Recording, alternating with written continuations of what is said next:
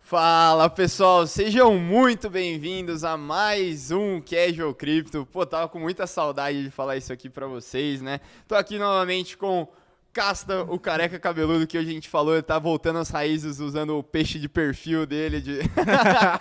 E tô aqui também com o Bills. Pessoal, pô, eu tava muito ansioso pra voltar a falar essas palavras aqui pra vocês, né? Voltar a gravar esse nosso podcast que todo mundo ama. Queria já dar uma boa noite pra todo mundo que tá aqui. Já falar pra vocês virem deixando o like, né? Como já é de costume. E hoje vamos falar sobre o que, Bills? Você que teve a ideia do podcast de hoje, né? Tá aqui, escrito aqui, previsões de cripto para 2023. Mas não são quaisquer previsões, né? Exato, são as famosas previsões alternativas, ou como eu chamei, as previsões de Negroni. Por que previsões de Negroni? Porque eu tava lá em casa, já tava no meu 30º Negroni, e aí eu comecei a pensar, pô, o que são coisas muito inesperadas que podem acontecer no mercado de cripto nesse ano?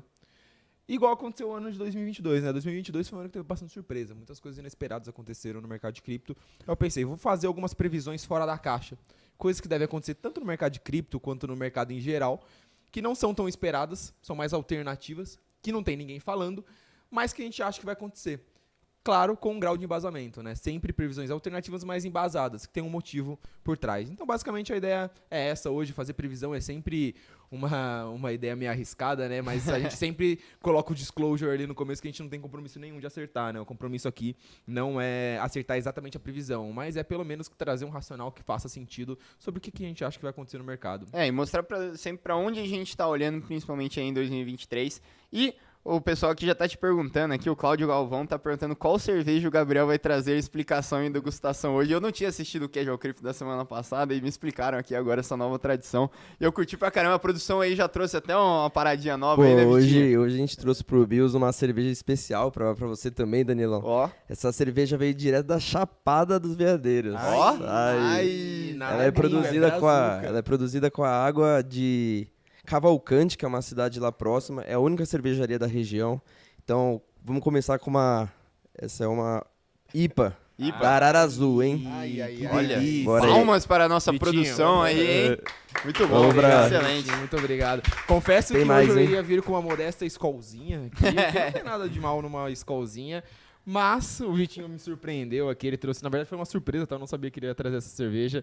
Então muito obrigado, viu, Vitinho, que passou o final do ano aí na Chapada, Vitinho fazendo honras às raízes brazuca aí. Palmas para os Vitinho aí no Os chat. Vitinhos do mundo. Valeu, Vitinho! É engraçado que o negócio acontece uma vez e já virou tradição, né? Tradição. Pô, eu gostei. Bom, vamos lá. Primeira previsão, quem que vai começar aí? Como é que a gente começa esse negócio, Bills? Você que pensou em tudo já. Rapaz, eu nem lembro qual é a primeira Vamos previsão. pegar a cola. Casta, você pode começar com essa? Qual que você quer que comece? Vai lá, né? A primeira, pô, você não lembra, é a de DeFi, a nova inovação de DeFi. Vamos cantar aqui uma pedra de que nesse ano de 2023 haverá uma nova disrupção em DeFi. Alguma coisa bem inesperada em DeFi vai aparecer, uma coisa tão revolucionária quanto a Uniswap foi revolucionária, ou quanto a Aave foi revolucionária, e que isso vai dar uma bela de uma sacudida no mercado, né? Sim. É bem legal a gente olhar um pouquinho para trás, porque a gente teve a primeira era de DeFi, dos grandes protocolos de DeFi, os chamados OG, né? Que são OG é OG. original? Não, OG é Old Gangsta. Old Gangster. Pô, eu tô polido aqui, né? Old Gangster. Não, mas são os protocolos mais clássicos aí de DeFi, né? Uniswap, Aave. Então a gente teve essa primeira era aí do DeFi Summer, que trouxe várias inovações tecnológicas, né? Que foi basicamente o nascimento de DeFi ali. E desde então o mercado como um todo, ele não teve nenhuma dessas atualizações, nenhuma tecnologia nova que trouxe para realmente sacudir e mudar a dinâmica do mercado de fato, né? Então, a gente realmente acredita que a gente pode ver realmente uma mudança muito grande de paradigma do mercado de DeFi. Algo que vai ser lançado, uma tecnologia que não existe ainda, vai ser lançado ao longo de 2023, mas que vai mudar completamente a dinâmica e o comportamento do mercado de DeFi, da forma que os usuários interagem. Tem várias hipóteses aí, né, Castro? Tá, dá um exemplo, né? Eu acho que eu queria dar um passo atrás e só explicar, tipo assim, exemplos do que já aconteceu, por exemplo, né? Quais foram essas grandes revoluções que a gente viu até agora, que podem ser comparadas com outras que a gente acha que deve acontecer aí no ano de 2023. Fala no microfone, o pessoal tá reclamando aí que o som tá baixo, hein? Meu áudio. É que eu falo de ladinho aqui, né? É foda. Tá, beleza. Acho que um bom exemplo é a própria Uniswap. Vamos lá, como que você tem uma corretora dentro do mercado tradicional, tá? Que você define ali quem vai estar comprando, quem que vai estar vendendo algum ativo, alguma ação, quando você está operando ali no mercado tradicional, e qual que é o preço dessa ação. É pura lei de oferta e demanda. Então, basicamente, você tem algo que é chamado de livro de ofertas, tá? O que é livro de ofertas? Livro porque quando você olha lá, ele realmente parece 2 páginas de um livro ali, uma de cada lado, tá? O livro de ofertas, ele tem uma lista que você tem todas as pessoas que estão querendo vender alguma coisa a um preço definido e a quantidade que ela quer vender, e do outro lado, o número de pessoas que querem comprar essa coisa e quanto que elas querem comprar e por qual preço que elas querem comprar. E isso acaba sempre divergindo para uma média. Então, basicamente, eu quero vender essa cerveja, eu quero vender aqui uma garrafa de Aracê. E eu jogo lá, olha, eu quero vender uma garrafa de Aracê a R$10. Do outro lado, a pessoa fala, eu quero comprar uma garrafa de Aracê a R$5. Eu não aceito comprar a R$10 porque eu acho muito caro. E aí, basicamente, uma outra pessoa vai ver aquilo e vai falar, tá, agora eu aceito vender a 8. E isso vai se convergindo até chegar num preço em que todo mundo concorda e acontece a compra e a venda. Qual que é o problema disso? Esse modelo chama Order Book, né, o livro de ofertas. Quando eles tentaram replicar isso para criar uma corretora dentro de cripto, basicamente você precisava ficar toda hora lá lançando ordens de compra e ordens de venda. E como você sabe, fazer transações em blockchain, cada uma dessas ordens era uma transação. Fazer transações em blockchain é algo muito caro. Basicamente provou-se um modelo muito caro e pouco funcional. Aí, a Uniswap, na verdade, por uma ideia originalmente que era do Vitalik, tá? Criou um mecanismo, uma tecnologia nova, chamada Automatic Market Maker. O que chama essa tecnologia? Basicamente, a forma de você definir o preço do ativo, por quanto que vai ser comprado e vendido uma garrafa de Aracê, isso acontece de forma automática, sem você precisar ficar jogando um monte de ordem de um lado e um monte de ordem do outro, por meio de um código, beleza? Que funciona em cima da blockchain. Isso faz com que o modelo fique muito mais barato, muito mais escalável de acontecer. Então, essa foi uma tecnologia que ela basicamente criou o modelo de DEX, o modelo de corretoras centralizadas que a gente conhece hoje. Foi uma tecnologia que foi lançada, primeira concepção foi feita pelo Vitalik, o primeiro protocolo, a primeira empresa a operacionalizar isso de fato foi a Uniswap. E depois vários outros copiaram, criaram modelos que na verdade eram derivações, né? Hoje quando a gente olha Curve, Balancer, SushiSwap, PancakeSwap, todos esses players eles são derivações desse modelo que foi o modelo inaugurado pela Uniswap. Isso revolucionou o mercado DeFi, né? Ele basicamente fez o mercado DeFi nascer. E vem sendo assim desde então, né? Toda a dinâmica que a gente vê, pelo menos de DEX, elas trabalham em cima dessa tecnologia. E a nossa tese é que em nível de disrupção, em nível de algo que vai mudar o paradigma do mercado e como o mercado funciona, vai sair algo novo ao longo de 2023. É muito louco quando você pensa nisso, até fazendo um pequeno devaneio, né? De que nasceu de uma ideia do Vitalik. Doideira. Muita gente acha que o Vitalik criou a Ethereum e pronto, né? Acabou. Mas, na verdade, cara, o Vitalik, ele tá sempre escrevendo coisas em blogs, está tendo ideias. Ele é um cara, assim, que ele tem a ideia, ele publica a ideia e alguém vai e implementa. Sim. Então, a Uniswap é fruto de uma viagem do Vitalik. Todas as segundas camadas que a gente tem hoje são frutos de uma viagem do Vitalik de 2014. Sim. Um dos primeiros caras a viajar também na onda de fazer uma blockchain proof of stake, que começou a escrever sobre como se faria uma blockchain proof of stake, foi o Vitalik. A gente está tendo agora a questão de NFTs que moram numa carteira para sempre, não mudam de carteira, Soulbound Tokens. É uma viagem do Vitalik. Então o Vitalik ele não é só o cara que idealizou a Ethereum, ele hoje é uma influência no mercado e ele promove ideias o tempo todo que nem todas vão vingar na Ethereum, né? Se encontra um ramo em todo o mundo cripto. É bem legal fazer esse parênteses aí para ter essa noção da figura que esse cara realmente é, né? É, exatamente, cara. É bem surpreendente, né, ainda ver tudo isso. Ele tem o quê? 27 anos? É.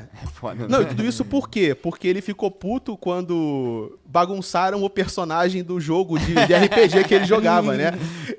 Se pudesse, acho que ele tava até hoje jogando RPG lá no World of Warcraft, mas quando bagunçaram o personagem dele, a vingança dele foi disrupcionar o mundo financeiro global, inventando a Ethereum, né? Fala sério, cara. Muito bom, velho. Ó, então, pessoal, eu queria até fazer uma provocação pra vocês. Já que a gente tá fazendo previsões alternativas, né, de cripto pra 2023, diferentemente diferente do que a gente fez lá na Bola de Cristal, onde a gente realmente pegava as nossas teses para 2023, aqui a gente está tentando ir um pouquinho mais longe ali nas nossas apostas e podendo extrapolar às vezes. Eu queria saber de vocês, né? Quais são as previsões alternativas que vocês aí do chat têm? Mandem aí que eu vou perguntar para eles se faz sentido ou não. Enquanto a gente vai para a segunda tese que a gente tem aqui hoje, tese não, segunda previsão, né, alternativa que a gente separou para vocês hoje, que é... Não lembro. Cola! Essa você pode falar, porque Todas tem ele pode linha... falar, né? Porque você não lembra. Não, posso falar. Essa aí eu lembro sim. Na verdade, a gente tá apostando que uma empresa de inteligência artificial ela vai ser comprada por centenas de bilhões de dólares. A gente viu, a gente definiu essa tese. No mesmo dia que a gente definiu essa tese, a OpenAI, ela, não sei se ela foi comprada ou se ela recebeu o bid, né? Recebeu a oferta para ser comprada pela Microsoft, mas por 20 bilhões de dólares. E eu acredito que alguma empresa do mercado de inteligência artificial que desenvolve tecnologias de inteligência artificial vai chegar num valuation das centenas de bilhões de dólares ao longo de 2023. E eu também aposto que esse vai ser o setor que mais vai receber investimentos, mais vai ter inflow de capital ao longo de 2023 também. A nova tecnologia, né? Tecnologia do ano. Cara... Fala. Olha, engraçado que meu mestrado foi em inteligência artificial, tá? No IME. E eu tenho um pé atrás com inteligência artificial, cara. Assim, não sei se é porque eu mexi por dentro, mas... eu fiz uma experiência recente com o ChatGPT, né? Cara, parece que hoje em dia você acha que o ChatGPT resolve sua vida, né? Pra quem não sabe o que é ChatGPT... O ChatGPT é um robozinho que você conversa com ele em linguagem natural e é como se fosse um Google, só que um Google que entende o que você precisa e te responde como se fosse um ser humano. Tipo o RoboEd, assim, Tipo isso, cara, dos mais tem antigos. uns exemplos bizarros na internet. O cara, por exemplo, chegou pro robô do GPT e falou, olha, eu tô precisando emagrecer, preciso fazer uma dieta. Aí falou, tá bom, quanto é que você pesa, qual que é a sua altura, qual que é o seu estilo de vida. O cara foi conversando com o robô e ele montou um plano nutricional pro cara. Café da manhã, almoço, jantar, rotina de exercício, quantas calorias o cara tem que comer por dia. Como se fosse um nutricionista, mano. Cacete. Tudo completo, assim. E aí eu falei, nossa, vou fazer uma experiência com esse tal desse robô, né? Aí eu já cheguei pro robô e falei, pô, bom dia, boa tarde, boa noite, né? Tipo, o robô responde e tal. Aí eu queria saber a opinião do robô sobre cripto. Falei, tá bom, aí, vou testar. O que é Bitcoin? Ele, Bitcoin é não sei o que, não sei o que. Eu falei, cara, o cara manjou, né? Falou bonito, assim. Eu não falaria melhor do que ele, né? Falei, o que é Ethereum? Aí ele foi e falou, o que é Ethereum? Eu falei, tá bom, agora vamos dificultar, né? Falei, robô, qual que é a diferença do Bitcoin para Ethereum? Aí a conclusão do robô foi, cara, Bitcoin é muito mais um meio de pagamento, uma reserva de valor, e Ethereum é uma plataforma de desenvolvimento, tem smart contract, né? Eu falei, eu levei alguns meses pra chegar nessa conclusão, pô. Não, pô, eu fiquei um tempão pensando, isso que você né? é um dos inteligentes eu aqui. levei um tempo pra fechar esse raciocínio. O robô lacrou, né? Aí eu falei, não, agora eu vou testar esse robô. Eu falei, robô, diz aí, Ethereum vai flipar o Bitcoin? Aí o robô ficou um tempo pensando, né, cara? As outras respostas foram mais rápidas, né? Ele ficou um tempinho, assim. Aí ele soltou, olha, pode ser que ele flipe, pode ser que não flipe. Aí eu falei, mano... virou análise técnica. Agora virou o quê? Virou youtuber agora, né? Não, talvez sim, talvez não sei o quê. Aí eu fiquei, mas por que ele não tem uma ideia, né? Aí eu fiquei testando, não sei o que vai flipar, não sei o quê. E ele sempre terminava em cima do muro. Aí eu falei, cara, sabe o que eu acho? Eu acho que esse robô, ele consegue filtrar o que já existe, mas ele não consegue formar opiniões novas. Aí eu perguntei pra ele, eu falei, vem cá, me diz aí, você é capaz de formar uma opinião? Aí ele falou, olha, eu sou uma linguagem de processamento não sei o que, neural, tem um termo lá, e eu não sou capaz de formar opiniões próprias. Eu falei, cara, olha que louco, né? Porque a gente está interagindo com essa IA como se ela fosse capaz de fazer tudo. Mas, na verdade, ela só é capaz de responder informação que já foi consolidada. É quase como se ela não fosse uma linha de raciocínio, ela fosse tipo uma grande memória, assim. Uma grande memória. Ela só trabalha com uma base de informações que já existe. Ela é muito inteligente em realmente reorganizar e criar uma linha de raciocínio dentro de um repositório que já existe ali, que ela consegue consultar, entendeu? Mas realmente capacidade de criatividade, de inovação, de pensar em coisas novas, pelo que eu entendi, é que ela não tem. Essa IA não faz. Tem outras IAs que fazem, tá? Mas essa IA não faz. Só que agora, se todo mundo aqui começa a usar o ChatGPT para fazer tudo, o que vai acontecer? A gente vai ficar sempre circulando na mesma informação ali. A gente vai perder a capacidade de pensar além do óbvio, de inovar, de ter senso crítico. Cara, então eu fiquei meio assim, sabe aquela coisa meio distopia, meio apocalíptica? Eu falei, cara, imagina um futuro onde eu robô, todo mundo faz tudo com chat GPT e ninguém mais tem um pensamento original na vida, cara. Que louco, né? Caralho, foda. Não, é muito legal porque eu tava lendo alguns artigos, né, sobre inteligência artificial para realmente entender de onde que tá sendo os maiores casos de usos da inteligência artificial. Se realmente é esse caso de uso de você chegar lá e ir para uma inteligência artificial, para um chat GPT e tirar alguma conclusão, fazer algum estudo em cima disso, ou se são em outros âmbitos, né? E o maior âmbito que está sendo utilizado, de fato, em inteligência artificial é na ciência. Na ciência, justamente na questão de você conseguir realizar experimentos, né? Você tem uma grande gama de possibilidades, de resultados dentro de um experimento que você está fazendo. Por quê? Porque no final do dia, um experimento nada mais é do que você analisar todas as possibilidades dentro de um repositório, dentro de uma base de dados ali que você já tem, né? Então, a inteligência artificial ela é muito desenhada em cima disso, mas para você conseguir evoluir além desse experimento, você precisa de novos inputs humanos, entendeu? Então, eu realmente acredito que a gente está num hype bem distorcido em questão de inteligência artificial e que a ideia de como inteligência artificial vai ser aplicada, de fato, é bem distorcida em relação ao que realmente vai ser. É uma tecnologia que faz super interesse, mas está muito mais na questão do hype do que na questão de, pô, é esse caso de uso que vai ser aplicado em escala, né? Essa era a minha pergunta pra você, Casta. Quando a gente viveu o hype do NFT, né? Tudo que tem NFT bomba, né? Naquela época, né? Até mesmo quando a gente tinha o hype da plataforma de contratos inteligentes. Você põe qualquer coisa, pinta de vermelho, plataforma de contrato inteligente, o negócio sobe. Me parece muito que inteligência artificial caminha para esse lado, né? Pô, isso aqui tem inteligência artificial, então vale milhões, né? Mas NFT, mesmo depois de um certo hype, você começa a ver algumas utilidades, né, interessantes para NFT, né? Você que estava falando da cerveja, né? Que falou da última lá que eles venderam lá alguns barris de carvalho com NFT, uma parada bem interessante assim.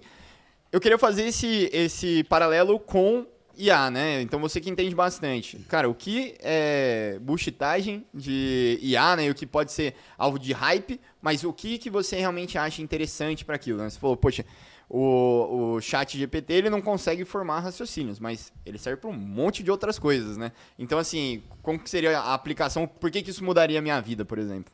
Não, assim, muda porque existem tarefas que são tarefas que não requerem potencial criativo ou que não requerem senso crítico. Então, por exemplo, você quer, sei lá, descobrir todos os catálogos de cerveja que tem certo lúpulo que vem da Austrália e que entra na fórmula. Você pode fazer isso no Google, você vai ter que fazer um monte de pesquisa, você vai ter que entrar em várias páginas, mas se você chega para um chat GPT e faz essa pergunta, ele vai conseguir fazer essa pesquisa por você, que seria um trabalho braçal de repetição, vai catalogar e vai te entregar. Então, na verdade, o que eu imagino para o futuro, falando um pouco mais sério, é que nós vamos começar a delegar para os computadores tarefas repetitivas que antes eram tarefas repetitivas manuais. Mas agora a gente vai começar a delegar para os computadores tarefas de pensamento repetitivo. Então, se tem coisas que exigem que seu cérebro fique pensando de maneira programática ou algorítmica, né, repetitiva, isso uma IA vai fazer. E os seres humanos vão ter que se concentrar em ter senso crítico, criação, inovação e sempre a capacidade de empurrar coisas para frente, né, para além do que já é conhecido. Isso para mim no futuro utópico, tá? No futuro distópico a gente vai ser escravizado pelas IA e vai ser guerra dos robôs, né? Não, um exemplo muito legal é que em 2021 a gente teve a primeira vacina sendo desenvolvida por uma rede de inteligência artificial. Que basicamente, como que é o processo de você criar uma vacina, né? Você aplica o input tal em uma massa viva ali, e se ela der o resultado tal, você tem as outras possibilidades que você tem que imputar ali dentro daquela máquina, né? Então, basicamente, se seguir para esse caminho, é uma árvore de possibilidades, né? Seguir para esse caminho funciona que deu errado. Se seguir para esse caminho funciona que significa que deu certo. Vou colocar mais 10 inputs. Aí eu vou pegar dos 10 resultados que deram, o que deu um pouquinho mais certo. E eu vou fazendo isso, uma árvore de possibilidades, até você chegar em algo que dá o resultado que eu quero. O que é algo que um cientista ele vai lá e faz na mão e fica analisando as amostras e fica... Cara, tem um monte de resultados que ele vai sempre ficar analisando e masterizando até chegar no resultado para o desenvolvimento da vacina que ele quer. Isso foi tudo feito por um IA, que basicamente eu sei o input que eu tenho que colocar, eu sei que quando vier o resultado tal, eu faço tal coisa. Repete. O input Repete, veio é. do humano. Aham. E a inteligência artificial só tinha o trabalho de fazer. Vou repetir isso até a exaustão, até chegar no resultado X. É isso que eu procuro. É de uma forma burra, tipo assim, uma fórmula do Excel, se é igual a falso, repito todo o processo até ser verdadeiro, né? É. Mudando poucas coisas. Como se você pegasse, tipo, 10 milhões de seres humanos e falasse, galera, teste isso aqui até achar a resposta. Sim. Entendeu? É um E Excel ela com faz isso de creatina. uma vez só, né? É, o Antônio aqui falou que ele fez a pergunta sobre inteligência artificial e a gente já saiu na frente. Muito bom saber de opiniões diferentes. A gente já sabia que você ia fazer essa pergunta, porque a gente perguntou pro chat GPT. Inclusive, foi uma IA que se antecipou, não foi a gente, né? É, mas ele falou uma coisa bem interessante, né? Ele falou que será que seria bom o robô chegar na opinião? Né? Se ele chegar a uma opinião, o ser humano poderia deixar de pensar, né? E o homem poderia passar a ser um agente passivo, né? Muito parecido com o que você falou, né, Castro? É, isso eu acho que a gente vai ter que esperar, cara, porque até alguns anos atrás, a gente achava que ia ser muito difícil um robô fazer uma conversa em linguagem natural. Porque a linguagem natural é muito bizarro, cara. A linguagem natural, eu posso formular uma frase de infinitas maneiras diferentes. Eu posso colocar a vírgula na frente, a vírgula atrás, eu posso perguntar com gíria, entendeu? E como é que uma máquina entende todas as subjetividades e as nuances de uma frase solta, cara? E te responde o que você quer. Então isso é muito assustador, né? E eventualmente a gente pode chegar num ponto onde IAs vão ser programadas para tentar inferir coisas, né? E onde isso vai levar, eu realmente não consigo extrapolar agora, não. Eu acho que é esperar para ver e reagir. Pegue suas armas e vamos... A Skynet começou. E também ter consciência que todo esse desenvolvimento leva tempo, né? O primeiro registro de algum estudo relacionado à inteligência artificial é de 1930. E é bem legal, quando você pega o estudo, eles falam, ó, a gente quer o resultado tal, que é basicamente esse resultado, né? Uma rede neural agindo como um humano. E eles falaram, não, a gente espera esse resultado em uns 2 anos. Assim, da gente continuar desenvolvendo. E a gente teve esse resultado basicamente nos anos 2000 e pouco, né? A gente teve alguns anos atrás. Demorou muito mais do que esperado. Então é realmente tecnologia, cara. É esperar e ver como que vai ser o desenvolvimento. Boa. Cara, pô, muito legal, assim, tem vários comentários maneiros aqui. Estamos chegando a 250 pessoas aqui ao vivo na live, então vamos deixando o like aí pro YouTube, sempre entregar ao máximo possível esse conteúdo pra todo mundo, né? E já queria pedir pra nossa produção aqui, por favor, se puder, né? E aí, curtiu, Danileira? Bom, Curtiu mano, essa? bom demais, hein? Bom demais. Qual que é? Vamos fazer um jabá aqui pra... Aracê. Aracê, Braba. patrocina nós aqui. Por favor. Veja o cripto. Eles vão saber e, pô, essa arara azul é braba, hein? Vale a pena a viagem pra quem ainda não foi pra Chapada ver tucano, Você tudo. tá sendo pago pra isso. Ou pela chapada Ele vai ou mandar pela mais. cerveja. A cervejaria dele. Eu sei que ele vai mandar mais. Ou pelo Ó, único essa foi a ônibus que IPA, vai pra Chapada. Agora vem uma Pale Ale. Ai, Quero ver. ó. Ai. O que Boa. vocês acham? Delícia. Nossa, tá Vamos gelado, hein, homem? Qual que é a história da Pale Ale aí, ô Caralho, estourado. Cara, Pale Ale, ela é naturalmente uma cerveja inglesa, né? Que ela é uma cerveja mais encorpada, que era utilizada como refeição lá na Inglaterra. Chama Pale Ale, não sei exatamente por que ela chama Pale Ale, tá? Mas ela é uma cerveja que ela tem muito lúpulo. O lúpulo, ele deixa a cerveja mais encorpada e bem mais amarga, né? Eles utilizavam como café da manhã, tomavam uma garrafa de cerveja como café da manhã, porque ela realmente estufa, ela incha, né? Boa prática, hein? Não Boa tem prática. jeito, né? Clarinha. Ó. Ó, informação aqui, Pale em inglês Produção vai pálido, começar então. a participar aqui, rapaz. Tem Vamos lá. Ela Vamos aí. realmente é mais Enquanto eu vou- clarinha, ó. Tá vendo? É, então. olha lá. Rapaz, sabe Bom, muito, tá? Já falamos então as duas primeiras. vai dizer. Eu tô misturando, né? Já falamos então as duas primeiras teses, né? Eu queria ver mais de vocês aí, pessoal. Mandem as teses de vocês pra 2023 aí. Pode ser bem viajado mesmo. Hoje é o dia de viajar na maionese, por isso que a gente chamou o Casta aí Sabe, com os devaneios. sabe quem é um dos primeiros investidores fundadores da OpenAI? A OpenAI é a empresa que é dona do ChatGPT e daquela outra de inteligência artificial que faz aquelas imagens lá. Você fala, faz uma foto minha Aham. segurando um leão, aí ela faz. Sabe quem é um dos principais investidores? Quem? Elon Musk. Toma. Elon também- Musk, esse cara, Foda, né? meu Deus. Lei dos grandes números, O cara né? tá em todas, né? Bom, vamos pra próxima aí, terceira. Qual que é a nossa terceira previsão? Você vai passar essa pro Casta também ou você lembra? Essa eu não lembro. É da Polygon, bicho. Não, é qual que é mesmo? É Polygon. Polygon, porra, essa deu uma Polygon. discussão boa hoje, hein? Cara, eu acredito que a Polygon ela vai fazer 2 aquisições grandes, importantíssimas. Provavelmente a maior aquisição da história de cripto ao longo de 2023, tá? Por quê? Posso explicar o racional? Manda, ué. Beleza, deu uma puta de uma discussão, o Igor tá ouvindo aí. Ô Igor, quiser participar aí. Cara, basicamente a Polygon, ela é uma empresa que ela é uma holding, que a gente chama, né? Uma empresa que ela detém várias outras empresas embaixo, né? E essas outras empresas eu vou chamar de produtos, tá? Basicamente a Polygon é uma holding, uma empresa que tem vários produtos dentro do portfólio dela. A Polygon não é uma coisa só, né? E quais são esses produtos? Todos esses produtos, eles são focados em escalabilidade para Ethereum. Beleza? Não vou entrar nos mínimos detalhes, mas todos são segundas camadas da Ethereum. Eles focam em desenvolver tecnologia, blockchains, que vão trabalhar em cima da rede da Ethereum e vão escalar a Ethereum. Tá? Tudo focado dentro do ecossistema da Ethereum. Beleza? E aí que mora o problema, na minha opinião. Apesar de ser uma empresa que tem vários produtos em seu portfólio, que tem um certo grau de diversificação ali, todos eles são, de certa forma, concentrados em um tipo de tecnologia só. O que isso quer dizer? Escalar a Ethereum, você pode escalar a Ethereum de algumas formas diferentes, mas as duas principais são as tecnologias que são chamadas os rollups otimistas e os rollups ZK. ZK, na verdade, é uma terminologia para um nome de tecnologia, uma forma de você construir uma tecnologia de escalabilidade na Ethereum. Só que é uma tecnologia que ainda não existe a nível funcional, a nível operacional. A gente não tem ninguém conseguindo executar isso a nível de uma solução de escalabilidade da Ethereum escalável, estressada, de fato, tá? É como se você estivesse construindo um carro, mas esse carro ele só roda em ambiente de teste. Ele não está sendo escalado nas ruas do Brasil, cheio de buracos, para você ver tudo que pode dar errado nesse carro, beleza? E o problema é que todo o portfólio de produtos deles estão focados em soluções de escalabilidade da Ethereum, focados em soluções de ZK, beleza?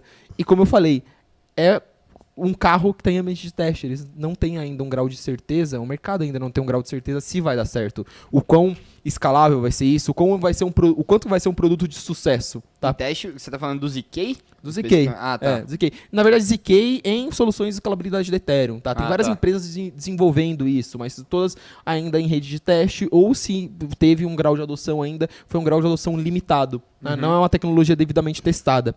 Do outro lado, a gente tem uma tecnologia que ela é devidamente mais simples, tá? Não é um carro, é uma moto. Mais simples do que um ZK, que é a tecnologia otimista.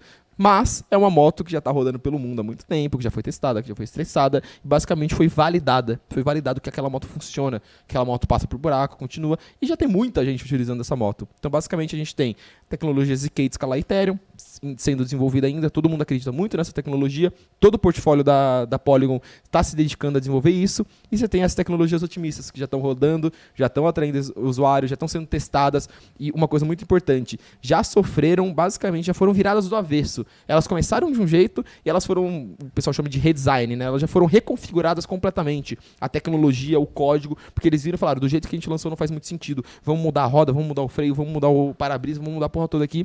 E elas passaram por esse processo, por quê? Porque elas já estão rodando há muito tempo, tá?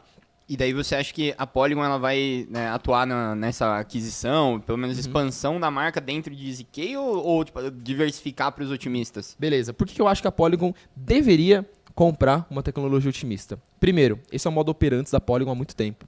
Beleza? A Polygon, a primeira aquisição que ela fez a primeira aquisição, uma empresa comprando outra empresa de cripto na história. Nunca uma empresa de cripto tinha comprado outra empresa de cripto. A primeira foi a Polygon, comprando uma rede chamada Matic. Por isso que o token da Polygon chama Matic, né? O modo operante você diz que é de costume da Polygon sair comprando coisas. De costume da Polygon. Assim, a Polygon ela não é opera incorporadora. ela não opera no otimista hoje. Não opera, ela tá. não tem nada de otimista. O modus operandi dela é como elas fazem negócio, como elas fazem produto, né? A gente faz podcast, a Polygon compra outras empresas, é basicamente o negócio deles.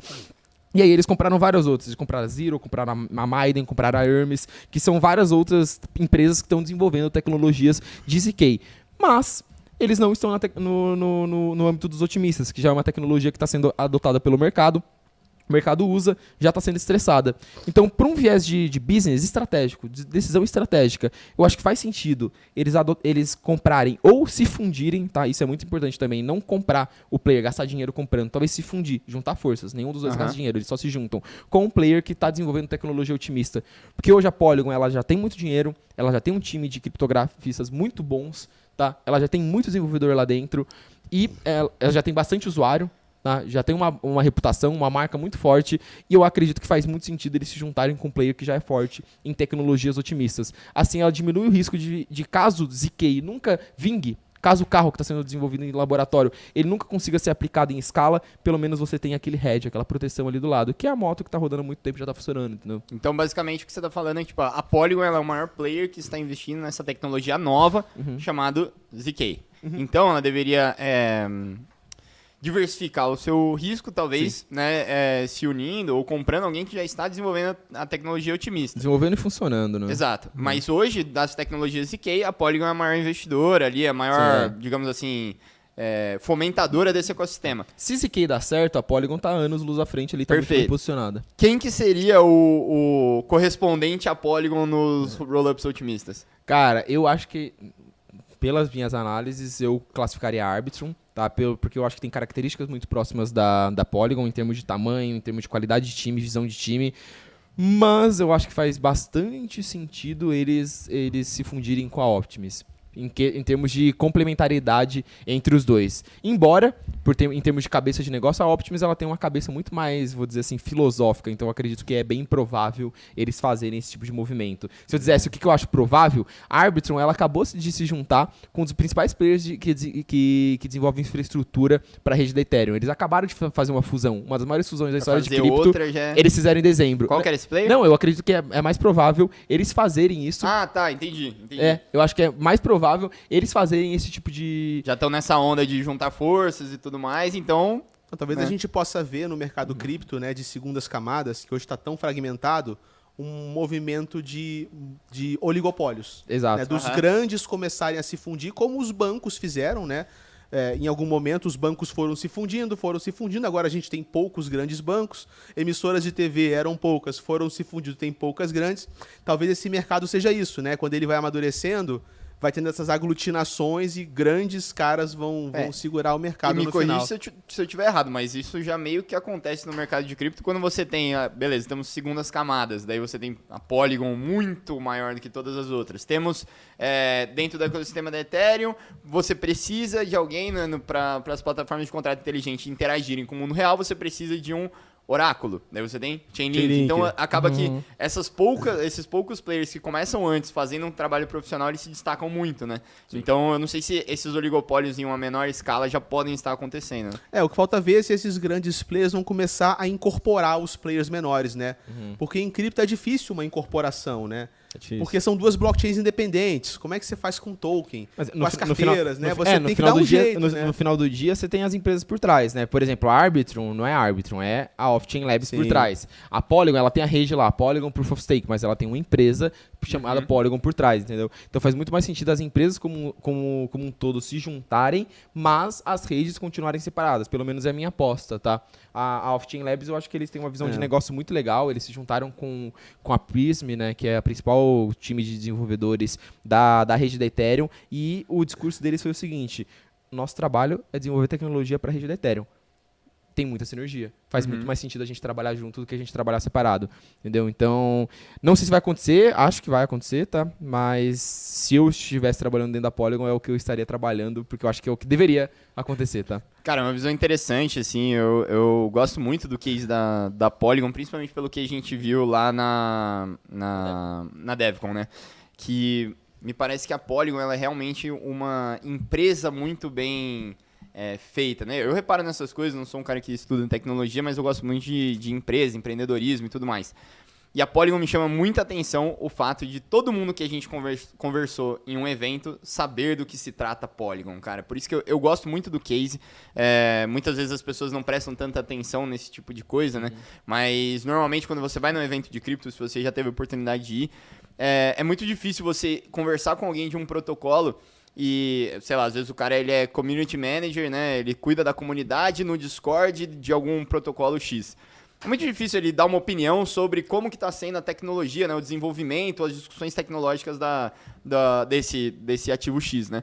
E na Polygon todo mundo estava muito bem alinhado, né? Então me passa muito essa ideia de profissionalismo, né? Quando eu vejo a Polygon, né? Como empresa, né? Que você falou. Sim. E tem uma dúvida interessante aqui que eu queria passar para você, Casta. Que o Bebop... Ele pergunta quem que tá resistindo melhor ao estresse, na sua opinião, que seria a Optimism ou a Arbitrum, né? Já que o Bills falou, né, que o roll-up otimista ele já tá sendo mais testado. Dentre esses otimistas, né, temos a Optimism e a Arbitrum. Qual que você acha que tem resiste melhor ao estresse? Em termos assim, estresse, digamos assim, de carga de trabalho, a gente ainda tem que esperar um pouco mais para ver. Mas tem alguns comparativos interessantes. Por exemplo, hoje a Arbitrum movimenta mais grana que a Optimism. Tem mais valor travado, tem mais transações. E a Arbitrum ainda nem lançou o seu token. Né? Então, sempre que você tem uma blockchain nova, tá, existe esse momento de lançar o token. É um momento que um divisor de águas na história da rede, né? E acho que a Optimism, ela se precipitou muito no lançamento do token. Concordo muito. Ela lançou um token que não faz muito sentido, é um token de governança, mas eles têm uma governança toda ideológica, uma coisa meio nova era, assim. E ficou assim, pô, mas esses caras estão focando na escalabilidade ou estão focando em fazer a nova era digital, entendeu? E se perdeu um pior, pouco, né? né? Lançaram no meio do bear market, um momento em que o mercado ele tá pouquíssimo apetitoso, né? E lançaram mal, né? Fizeram besteira, né? Os caras lançaram o token, aí deu o quê? Caiu a rede, aí o pessoal não conseguiu pegar. Aí depois foram dar o token para um cara fazer liquidez, o cara colocou o token na carteira errada, mano. Os tokens foram perdidos, vazou. Assim, cara, um show de horrores, assim, você fala, faltou muito profissionalismo pro time da Optimism. Você falou, cara, o que esses caras estão fazendo? Como é que eles dão essas mancadas assim bobas, sacou? Quando tava dando todo o estouro, né, no token Optimism, que não a rede estava crashando, os caras mandaram uma foto de um dos fundadores lá, tipo, na laje do prédio, o cara tava numa cabana de camping, sacou? Improvisada, com umas antenas. Assim, o que esse cara tá fazendo, mano? Assim, o cara tava... Chapeuzinho de alumínio. É uma coisa maluca, assim, sabe? Tipo, esses caras estão fazendo gambiarra o tempo todo. E o time da Arbitrum, ele tem muito mais similaridade com o time da Polygon. Os caras são empresa, tem estrutura hierárquica, tem toda uma prática, metodologia, são mais business. Isso, pra mim, tem tudo a ver com a terceira tese. Terceira tese é a quarta tese. Olha que eu nem bebi, né? A quarta tese que é? A quarta tese é a seguinte, é que algum protocolo de DeFi vai, esse ano, por livre e espontânea vontade, se adequar a normas regulatórias. Os malvados. Os Casta! Você gosta da regulação, Casta? Cara, muito interessante, né? Porque é meio contraintuitivo, né? Sempre quando a gente fala disso, né? Você mesmo estava falando como a Optimism é meio nova ordem e tudo mais, e a gente é um pouco mais pé no chão, né? Quanto a isso, queria que você explicasse aí, eu te cortei no meio, meu irmão. Não, mas é essa reflexão, tá? A gente hoje tem uma visão que é a seguinte: o cara quer escapar do governo, o cara não quer declarar, o cara não quer pagar imposto. Qual é a solução que ele pensa? DeFi. Né? Como se DeFi fosse o bote salva-vida dos criptoanarquistas, e se você quer fugir de qualquer mecanismo de controle, você vai para DeFi. Isso faz sentido? Por quê? Porque DeFi pode ser resistente à censura. DeFi é código, pode ser descentralizado, pode ter criptografia, pode ter 1000 mecanismos de proteção. Mas DeFi é um programa. Então, se alguém quiser fazer um protocolo de DeFi, onde o cara pega todo o playbook do governo e ele programa as regras do governo uma a uma na blockchain, então você vai ter um protocolo de DeFi, criptonativo, 100% aderente à regulação. Tá? E se você pensa que a gente pode ter, no futuro próximo, um DeFi regulado, esse DeFi regulado pode ser um dos drivers de um próximo ciclo. Claro. Porque a gente tem hoje uma série de investidores institucionais que estão traumatizados com cripto, mas não com a tecnologia. Estão traumatizados com Sam Bankman-Fried, com a FTX, com empresas centralizadas como o Celsius, como o Voyager, como o BlockFi, que fazem um monte de cagada. Então o cara fala assim, eu sou um investidor institucional, eu tenho grana, eu quero mexer com cripto, mas eu só posso mexer com esses caras centralizados que são uns malucos. Agora, se aparece um DeFi regulado, ou se, por exemplo, a Aave se torna aderente à regulação, ou se a Uni se torna aderente à regulação, você tem um contrato inteligente, cara. Você não tem ali um CEO maluco, que se o CEO surtar, ele rouba teu dinheiro. Você não tem ali um chefe de finanças, um CFO, que se ele fizer besteira, tem um rombo de 20 bilhões, né? De 40 bilhões. Então, você encontra num Lojas DeFi regulado... americanas. Lojas venezuelanas. Então, se você encontra no DeFi regulado um lugar que tem toda a resiliência criptonativa, mas é aderente ao governo, isso pode ser um novo nicho de negócios e um novo boom financeiro no mercado cripto. Isso tem a ver com a mentalidade do time. Com a Optimus nunca faria isso, mas uma Arbitrum talvez fizesse. Deixa eu só fazer uma pergunta assim, porque pra mim me parece muito também que a gente tem um outro lado, um outro jeito de olhar essa tese que a gente tá falando, que eu pensei agora quando você tava falando, né, que beleza, pode ser um DeFi adotando a regulação, mas ao mesmo tempo pode ser um player CeFi adotando um protocolo DeFi como back-end, assim, né, tipo assim, imagina que a Coinbase é um player que ela é regulada, mas que talvez você possa ter aquela incerteza do que está rolando por trás dos planos. Você confia nas auditorias e tudo mais. Mas teria uma grande importância, por exemplo, a Coinbase começar a usar, por exemplo, a Uniswap, ou você começar a mostrar o Proof of Reserve, né, pela Chainlink, né, como alguns estavam falando na época que rolou toda a questão da FTX, né. Eu acho que, basicamente, para todos os efeitos é a mesma coisa, né, a mesma tese, né, porque seria ou um DeFi adotando a regulação, ou um CeFi adotando o DeFi como prova de que isso é de verdade, né? Eu concordo, cara. E você pode ir além. Isso pode servir para o onboarding de novos players. Então imagina que essas fintechs mais assim da galera, né, do varejo, querem adotar cripto. C6, Inter, Nubank, companhia. Em vez dele fazer uma infraestrutura própria de cripto, o que ele faz? Ele pluga num DeFi regulado. Ele roteia sua ordem para uma Uniswap regulada, você tem a segurança da custódia, tem a chave privada da carteira ou uma chave conjunta com a fintech, tem toda a transparência cripto, você compra na C6 e aparece na blockchain, e a C6 faz o quê? Bota o dela em cima da taxa. Os caras alavancam todo o mercado cripto sem ter que programar uma linha de blockchain. Isso ia ser foda, né? Porque daí a gente ia ter uma disputa entre, tipo assim, a XP com a Xstage usando a plataforma regulada da BitGo, por exemplo, que é algo interessante, né? A Mint, se eu não me engano, utiliza a mesma coisa lá com o BTG. E daí você vem, tipo, um Nubank, assim, plugando no DeFi, né? Com uma outra aposta, né? E vendo os dois combater. Mano, isso ia ser... Ia ser maneiro, você começa a abrir muita possibilidade, né, com um DeFi regulado, né? Sim, e é legal que eu ia falar algo que você abre dois mercados, né? É um mercado que basicamente você forneceu a infraestrutura para o player que quer interagir com o mercado regulado, e tem o player também, o usuário, que não quer interagir com o mercado regulado, que ele quer interagir com o produto ali, que é o produto DeFi de sempre, despermissionado, que não está aderente à regulação. E hoje, o Danilo, já existe isso, né?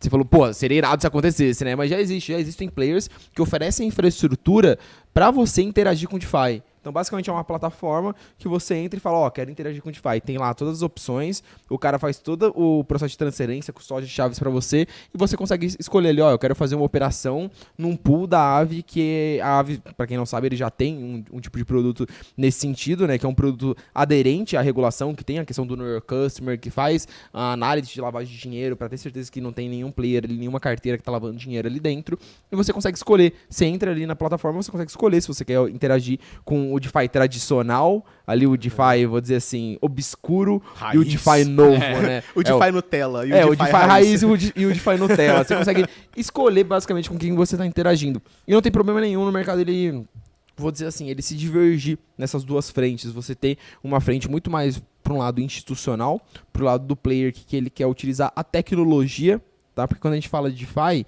tudo bem, a gente está falando de tecnologia, de você cortar intermediários e você operar de forma financeira despermissionada, né? E ser acessível para todos.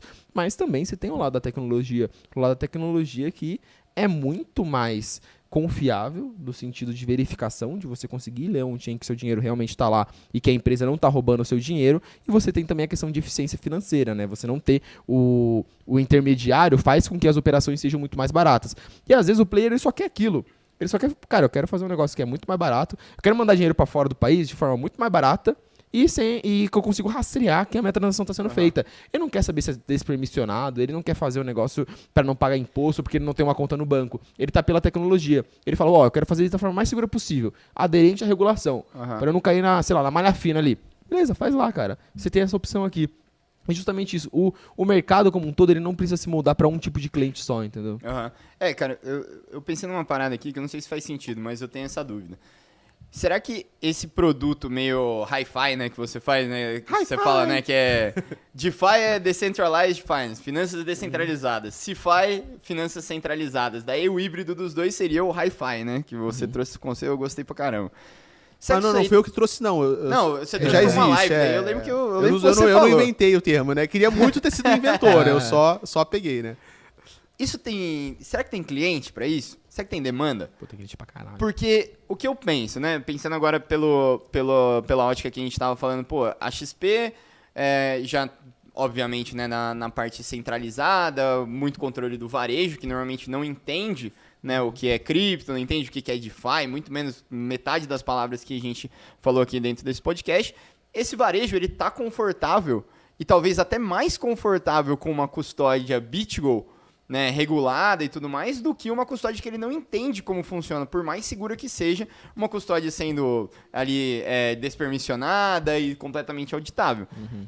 Por outro lado, qual que seria o exato oposto do cliente da XP? O cliente que tem aquele degen, né, que é totalmente cripto nativo mesmo. Aquele cliente criptonativo, ele não vai confiar no front-end, né, da XP, entendeu? Ele vai querer fazer tudo por conta própria. Ele quer que não só o back-end seja despermissionado, como também ele quer tomar as próprias decisões e não quer deixar o dinheiro na XP para ela fazer esse intermédio, sim. Porque ele já entende tudo isso. Então, enquanto a gente estava falando, eu estava em dúvida. Será que esse hi-fi, né, o hybrid finance, ele não vai ser um pato ali que sabe voar, sabe nadar, mas não faz nenhum dos dois direito e no final não tem público? Não, cara, eu acredito que não. Eu acredito que tem público, sim. Tá, e são pessoas que realmente estão focadas na questão da eficiência, da tecnologia como um todo, e não está muito preocupada com a questão do front-end. Vou dar um exemplo, cara, muito, muito claro que é no meu dia a dia, tá? A gente, no fundo de investimento da Mercúrios, a gente não pode investir diretamente na blockchain. Se eu quiser ir lá na Uniswap fazer um pool de liquidez com o dinheiro do fundo, eu não posso fazer isso. Porém, eu posso fazer transações por blockchain entre corretoras diferentes, pela rede do Bitcoin, por exemplo, se os dois players, a ponta de entrada e a ponta de saída que eu estiver fazendo, forem dois players regulados. Então é um player que eu consigo entrar por lá com fiat, né, com dinheiro real, e lá dentro eu consigo fazer operações on-chain, só que esse player regulado é a única forma que eu posso fazer esse tipo de operação. Entendeu? Por quê? Porque, a regulação pede, a CVM pede que todo tipo de operação seja feita por corretoras que tenham as regulações XYZ. Entendeu? Fireblocks, por exemplo, que é aquela ponta de entrada que eu te falei, é um cara que ele oferece toda a infraestrutura, porta de entrada, para você conseguir interagir com um player de DeFi.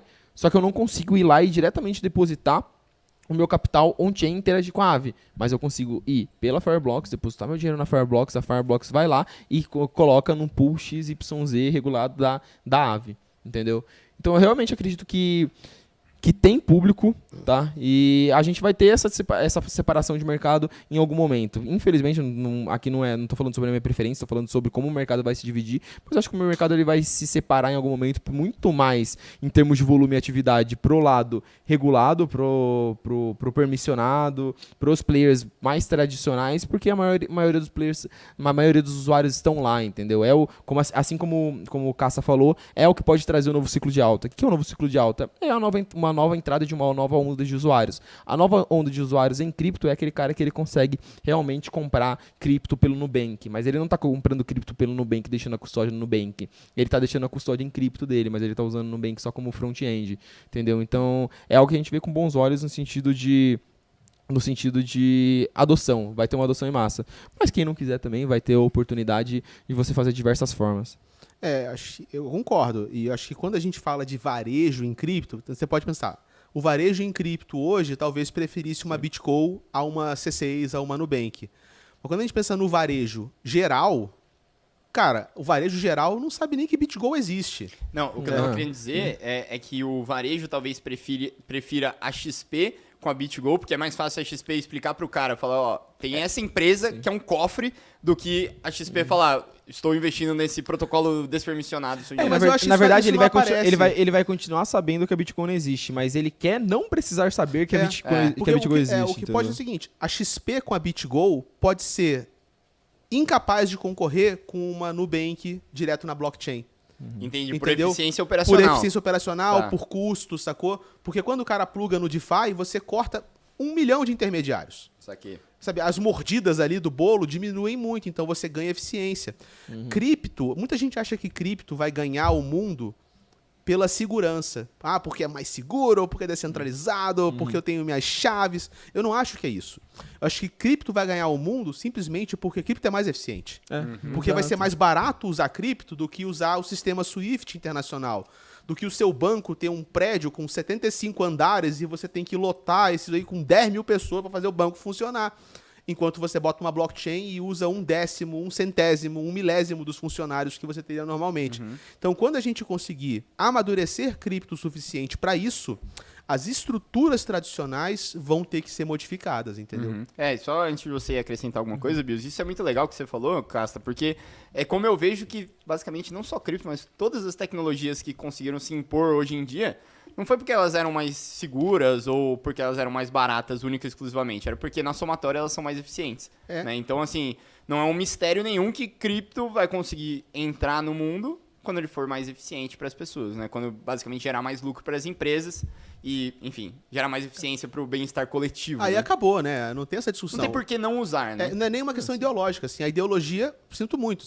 Eu sou um cara ideológico por dentro, mas eu reconheço que na lei dos grandes números e no modo como a gente vive capitalista, o idealismo vai pro saco. O que vai contar é grana e eficiência. Então, quando essa tecnologia chegar nesse ponto, pra mim é game over, sacou? Vai ter disrupção. Exato. Então, o Infinitivo Jaspion, eu adoro os nomes. Ele falou, vai ganhar pela utilidade, velocidade e custo, que nada mais é que eficiência Eficiência também. em várias palavras. Acho que estamos alinhados em Infinitivo Jaspion. Infinitivo Jaspion. Eu adorava Muito bom. Jaspion, cara. Porra, Jaspion era pica. Putz. O pré-Power Rangers, né? Cara. Cara, muito legal. E assim, acho que eu ia propor mais alguma discussão, mas acho que é melhor a gente passar pra frente. Mas enquanto isso, pessoal, vamos deixando o like aí. Estamos com mais de 300 pessoas aqui ouvindo esse bate-papo. Tava com saudade já de fazer esse Casual Crypto aqui, uma mesa redonda. Espero que vocês estejam curtindo aí. Deixem o like, vamos bater 300 likes aí pro YouTube. Conseguir entregar esse conteúdo pro máximo de pessoas possível. E hoje temos novidades, né? Nossos dois convidados aqui. Convidados não, é sacanagem, né? Mas os nossos dois participantes aqui trouxeram cada um uma novidade aí que eu tenho certeza que vocês vão gostar. E pra quem gosta dos devaneios do Cássio, pra quem gosta das análises do Bills, vão ter novidades bem legais aí quando a gente finalizar esse podcast. Mas a gente ainda tem 2 previsões aí alternativas pra 2023. Nós temos uma. Só falta uma. Ah, é verdade, a quarta já foi, verdade. Então só temos mais uma. Que a Ethereum vai liderar o próximo ciclo de alta. Agora é o momento que todo mundo fala que a gente é Ethereum maximalista. Ah, esses fanboys da Caiu. Ethereum. Mas tinha que ter, né? Tinha Esses que caras, ter, tudo tinha pra que eles ter. é Ethereum. Caiu o Pix do Vitalik aqui. Caiu o Pix. Por favor, Vivi. Caiu o Ether na conta. Não, cara, mas é assim, sem brincadeira, assim, pensando um pouquinho mais em previsão de preço, né? De mercado, mas não só em preço. Costumo dizer que o pessoal tem um meme no mercado na comunidade da Ethereum que é sobre o tal do flipping, né? O flipping é quando que o market cap da Ethereum vai superar o market cap do Bitcoin. E aí eu tava brincando com esse pessoal falando, pô, o flipping acontece esse ano, mas longe de ser o flipping de market cap, né? Ethereum ultrapassando o Bitcoin em capitalização de mercado. Concordo. Mas eu acredito que vai ser o flipping em questão de realmente atividade e interesse por parte de usuários institucionais, principalmente, tá? O que eu enxergo que está no roadmap aí para que isso aconteça. E é por isso que eu acho que no momento que tiver um ciclo de alta, o Ether vai ser o ativo mais bem posicionado para capturar boa parte do valor que vai vir para o mercado, tá? Eu não estou falando que é o ativo que mais vai se valorizar percentualmente, mas a quantidade de dinheiro que vai entrar no mercado, eu acredito que a maior parte do dinheiro vai para o Ether, vai para o ecossistema do Ethereum. Acredito que Pode complementar, Casta. Não, beleza. Pra mim, assim, quando a gente fala assim, Ethereum, Flip, Bitcoin, o brasileiro, pelo menos, né, o público que a gente costuma ver no mercado cripto brasileiro, eles tomam isso como se fosse uma coisa meio de time de futebol. Ofensa, né? O meu Bitcoin do meu coração está sendo ofendido porque você só quer saber desse Ethereum, quer centralizar. Estamos tomando lado, né? Tomando lado. Só que no fundo, assim, o que eu quero colocar, pelo menos da maneira como eu penso, é que não é sobre Ethereum e Bitcoin. Ethereum e Bitcoin são representantes de uma coisa que está por trás. Por exemplo, como até o próprio ChatGPT falou, né? O Bitcoin, tirando o Bitcoin, o que ele é? Ele é uma ferramenta de contabilidade, ele é um sistema econômico, é uma moeda, é um sistema contábil descentralizado. Ok.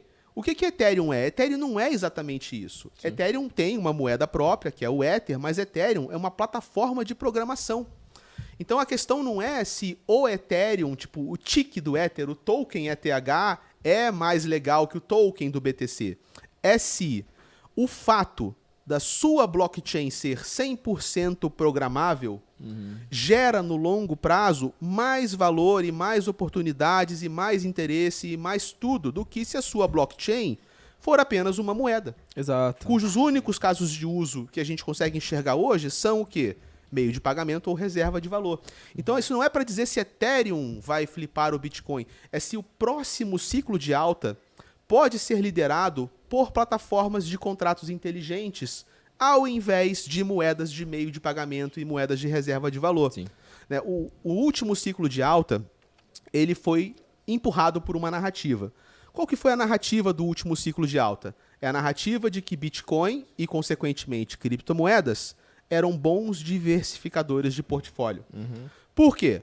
Quando a Rússia anexou a Crimeia, tá? Lá no começo do último, o que antecipou, né, o último ciclo de alta, tudo começou a cair por causa do conflito geopolítico, a instabilidade, o medo. E nessa anexação, Bitcoin não caiu. E ali começou a se formar como se fosse uma prova de que Bitcoin era descorrelacionado do mercado como um todo. Sim. Então, tudo bem, a Rússia vai anexar a Crimeia, então eu vou comprar Bitcoin porque o Bitcoin não vai cair. Só que quando todo mundo comprou essa tese, na verdade, Bitcoin parou de se comportar dessa maneira e começou a se comportar como uma bolsa de valores alavancada. Então, essa narrativa de Bitcoin e cripto como diversificador de portfólio não serve mais para o próximo ciclo de alta.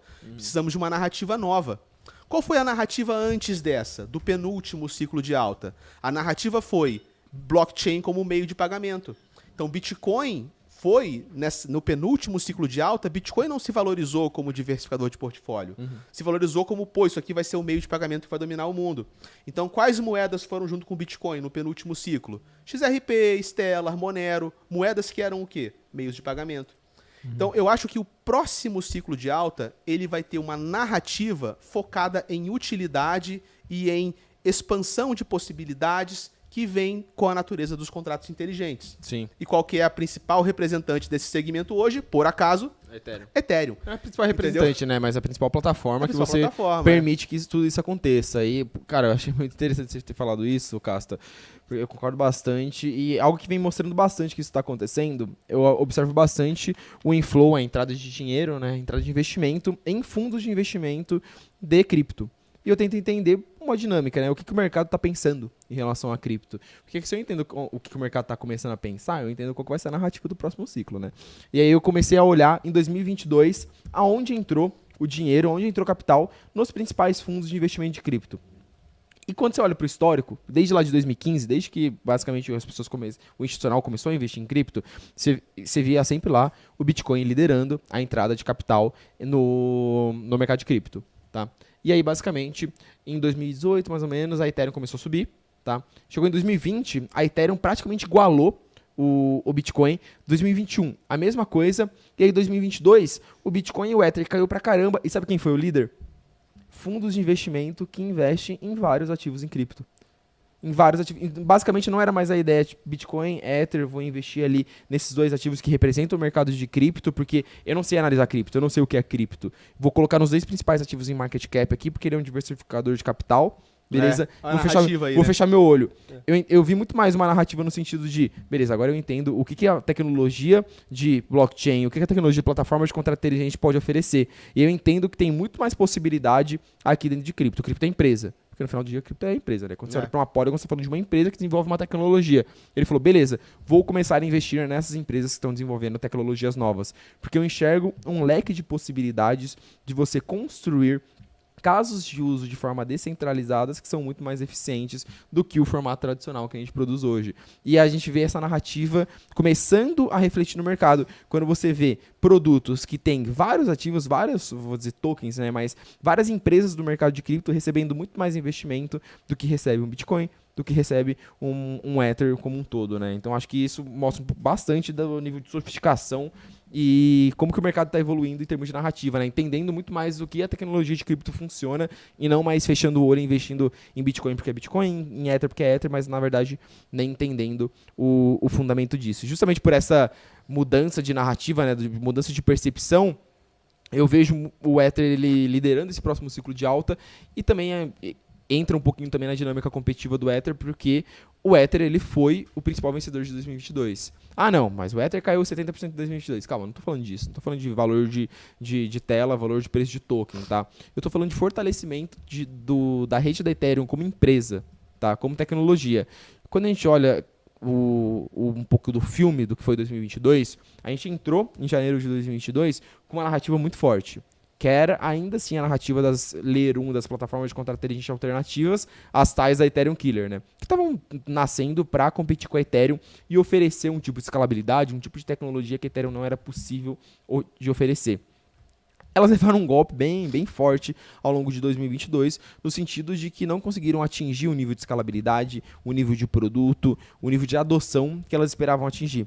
Tá? Então, basicamente, elas começaram o ano com um nível de atividade muito alto, foram quase todas reduzidas a zero. A gente teve o caso da Terra, a gente teve o caso da Solana, que elas passaram por alguns reveses bem grandes e que isso deu uma porrada no nível de confiança e principalmente na narrativa de Layer 1 alternativa. Enquanto isso, do outro lado, o ecossistema da Ethereum ele teve uma evolução muito grande. Em Layer 2, a gente teve um crescimento de atividade muito grande, tanto de ZK, os próprios rollups otimistas tiveram muito mais atividade, atraíram muito mais usuário, né? E a gente teve o Merge, que, na minha opinião, no futuro vai ser visto como uma das atualizações de software, como um dos feitos da engenharia mais marcantes de todos os tempos, né? Pelo menos eu vejo isso acontecendo daqui a um tempo. Então o ecossistema da Ethereum, ele entra em 2023 com uma narrativa muito forte.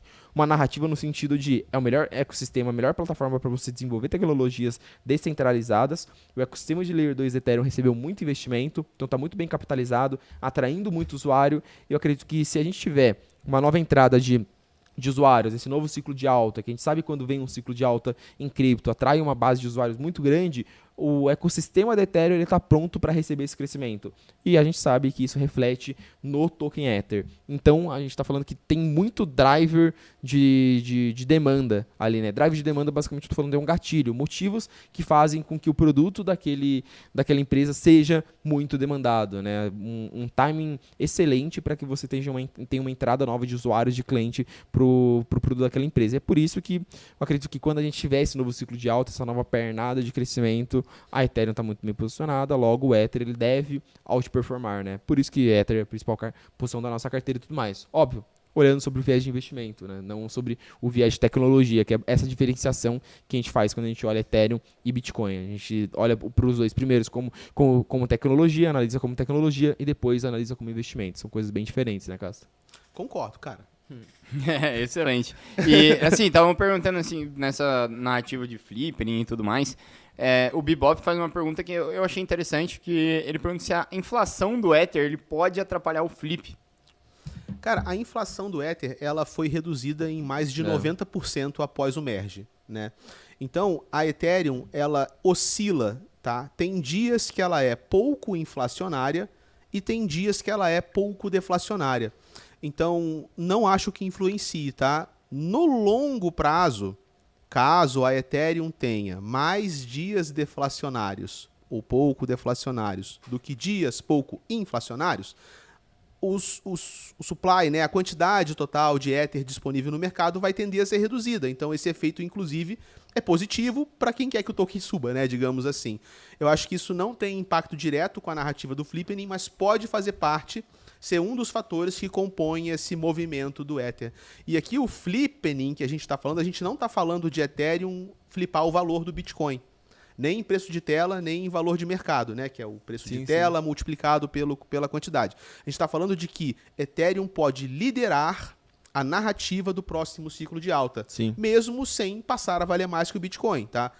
São previsões diferentes e a gente está aqui falando da segunda, no caso, né?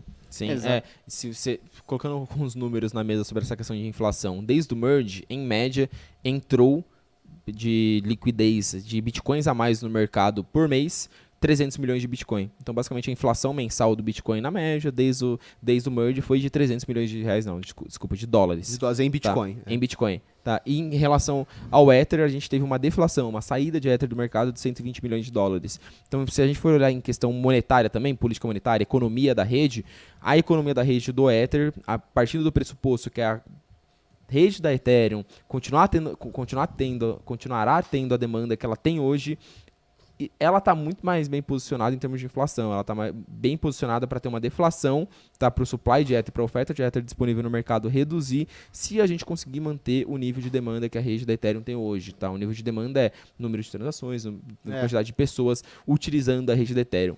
Se manter como está hoje, a rede tende a ter uma deflação perpétua, tá? A rede tende a diminuir a quantidade de Ether disponível no mercado, enquanto a gente sabe que por um bom tempo a gente tem inflação em relação ao Bitcoin. Então também quando a gente olha a dinâmica econômica das duas redes, isso corrobora para que o Ether também tenha essa out-performance, assim, né? Esse destaque, né? Tende a se destacar em relação ao Bitcoin. Só pra Como claro, investimento, assim, novamente. Mas a gente não só fala bem de Ethereum, né? Por exemplo, o fato de Ethereum ser deflacionário não é o fim, não é a cartada mágica. Não é. Assim, ele pode Porque depende da demanda. Exatamente, ele pode ser deflacionário, mas se ele vacilar com a demanda, o Ether vai cair, entendeu? Então, muita gente que fala tudo de bom do Ether. O Ether é deflacionário. Isso sozinho não é motivo suficiente para você comprar. Sim. Tem que ser política monetária deflacionária e demanda constante. Entendeu? Vamos pensar, obviamente, a gente sempre fala que Ethereum é empresa. Vamos pensar na Ethereum como Blockbuster. Tá? Blockbuster, ela dominava o mercado dela. Ela tinha a maior parte da fatia de mercado, todo o mercado global de aluguel de filmes, de aluguel de conteúdo, você fazia via Blockbuster. Você teve uma empresa que fez uma disrupção tecnológica nesse sentido, nem foi disrupção tecnológica, né? Porque a Netflix ela não criou nenhuma tecnologia nova, mas ela mudou a forma como esse mercado ele era organizado e ela capturou toda essa fatia de mercado. Então toda a demanda que o produto da Blockbuster tinha deixou de ter. E é assim que a gente fala Ethereum. Ethereum é uma empresa que oferece um produto. Se alguém oferecer um produto melhor, ela vai perder a demanda dela. Se ela perder a demanda dela, o Ether vira inflacionário e tudo vai pro escambau, entendeu? Então toda a ideia é tentar entender sempre dinâmica competitiva, né? Uhum. Pô, perfeito, cara. Acho que assim a gente encerra ali as 5 teses. Eu queria fazer rapidamente um recap de todas elas antes da gente ir pros grandes anúncios que a gente tem aqui hoje. Já esqueci da última, já. Eu falei, caralho, tem última aqui? A primeira, tese sobre DeFi. Em um minutinho aí, Era Casta. DeFi a primeira? Eu já nem lembro. Inovação. Disrupção em DeFi. Disrupção em DeFi, isso. A primeira tese é que a gente vai ter uma invenção inesperada em DeFi que vai dar um up no mercado que ninguém está esperando. Perfeito. Perfeito. Segunda, inteligência artificial vai ser o mercado com a maior demanda de investimento, vai ser o mercado mais hypado de 2023 e alguma empresa de inteligência artificial vai ser vendida por centenas de bilhões de dólares. toma. Terceira. A terceira é que a Polygon vai incorporar outras empresas em cripto, fazendo alguma aquisição grande esse ano e possivelmente ela vai incorporar um roll-up otimista dentro dela. Rapaz. Sintetizei Quinta. bem? Quarta.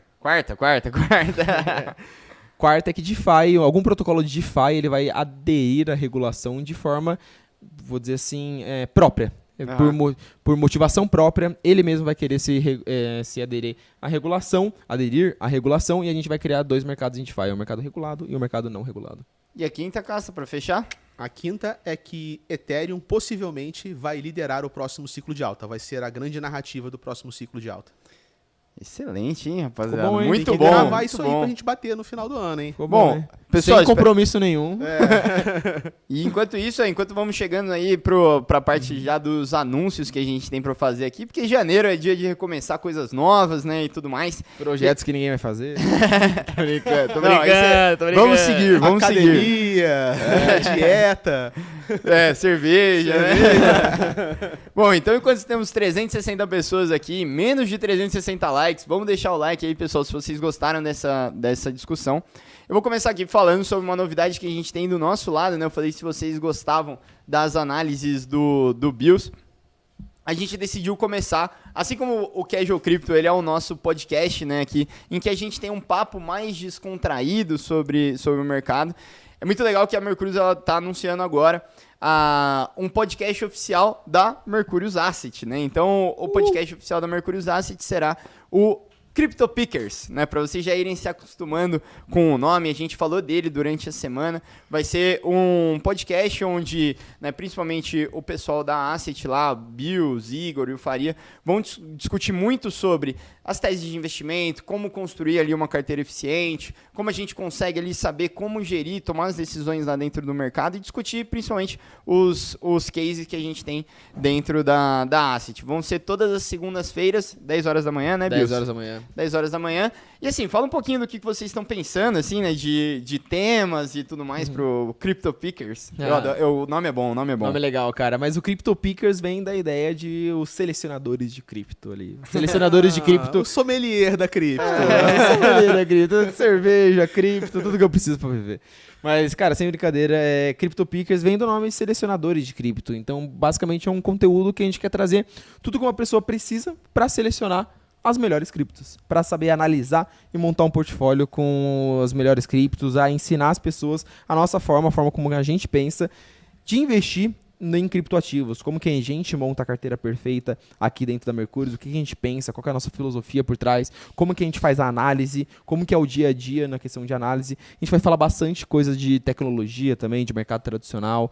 Então, para quem gosta de cripto, para quem quer montar a melhor carteira possível em cripto, para quem quer aprender a investir de fato em cripto, sem... Cara, eu não sei o que é um ZK Rollup, como que eu invisto em cripto. Cara, fica tranquilo, vem com a gente, que a gente vai falar bastante sobre isso e vai facilitar bastante o processo, a arte que é investir em cripto, que é fazer o crypto picking, né? Que é fazer a seleção de criptomoedas.